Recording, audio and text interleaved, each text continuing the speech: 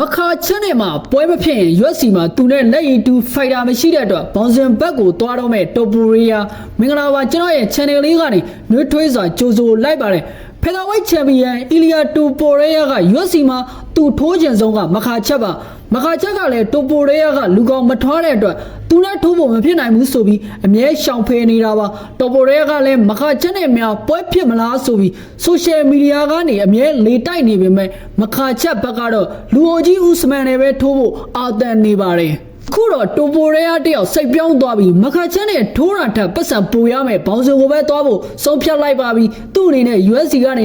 2026ဧပြီလအထိပွဲနာထားမယ်လို့လည်းကြေညာထားတာပါအိမ်တော်ရေးပြဿနာကြောင့်သူ့အတွက်ဘေးချက်နှံချက်ရိုက်နေတာပါသူ့အနေနဲ့ငွေကြေးရလဲပို့လို့လိုအပ်လာပါပြီအကယ်၍သူမိမကိုပိုင်ဆိုင်မှုတချို့ပေးအပ်ရမယ်ဆိုရင်သူ့အနေနဲ့ပိုခက်ခဲသွားနိုင်ပါတယ်ဒါကြောင့်မို့လဲပတ်စံမျိုးမျိုးမြတ်ရတဲ့ဘောင်စင်ဘက်ကိုသွားဖို့ခြေလမ်းပြင်နေတာပါဘောင်စင်ဘက်ကိုသွားတာကသူ့အတွက်ပို့ပြီးလက်တွေ့ဆန်းပါတယ်တပွဲထိုးရုံနဲ့တသက်စားမကုန်တဲ့ပတ်စံတွေရမှာပါအီလီယာတိုပိုရီယာရဲ့နောင်တော်ကြီးကော်နာမဂရီကောဆိုရင်လည်းသူ့ရဲ့ကြော်ကြားမှုကိုသုံးချပြီးငွေဝဲသားနဲ့ထိုးလိုက်တာဒေါ်လာ300ချီရရှိသွားတာဖြစ်တယ်တိုပိုရီယာလည်းနောင်တော်ကြီးရဲ့လမ်းစဉ်တိုင်းဘောင်စင်ဘက်ကိုခြေလန်းလိုက်တာဖြစ်မယ်တခုကြီးတာကသူ့အနေနဲ့ဘောင်စင်ကနေ UFC ကိုပြန်လာတဲ့အခါကော်နာကြီးလိုအကြဘက်ကိုရောက်သွားပြီး UFC မှာကြာရှုံးသွားမယ်အရေးကိုဂယူးဆိုင်ဖို့တော့လိုပါတယ်ဘောင်စင်မှာတော့ထိုးလိုက်တာဖြစ်တဲ့အတွက် UFC မှာပုံစံမျိုးစုံနဲ့တိုက်ခိုက်မှုတွေကိုလှင်လင်းမြန်မြန်ပြန်ခုခံနိုင်ဖို့အတွက်အကြီးမားဆုံးစိန်ခေါ်မှုဖြစ်သွားနိုင်ပါတယ်တော်ပူရဲရဲ့ထိုးပေါက်ကလည်းဘောင်စင်နဲ့ဆင်တဲ့အတွက်သူ့အတွက်အရန်ကြီးတော့ခက်ခဲမယ်မထင်ပါဘူး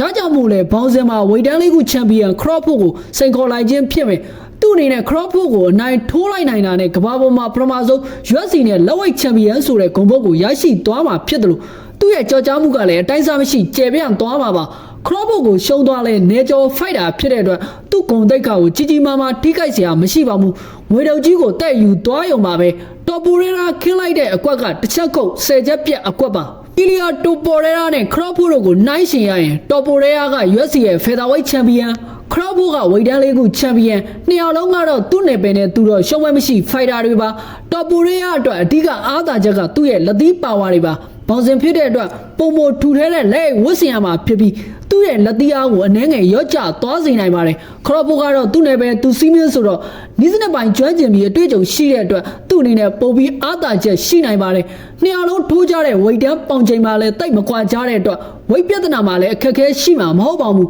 လောလောဆယ်တော့နှုတ်အားဖြင့်သဘောတူညီမှုရရှိထားပါတယ်ငွေကြေးပိုင်းနဲ့စာချုပ်ပိုင်းကိုဆွေးနွေးနေကြပါပြီပွဲကတော့အနည်းနဲ့အမြန်ဖြစ်လာမှာတော့အသေးကြပါ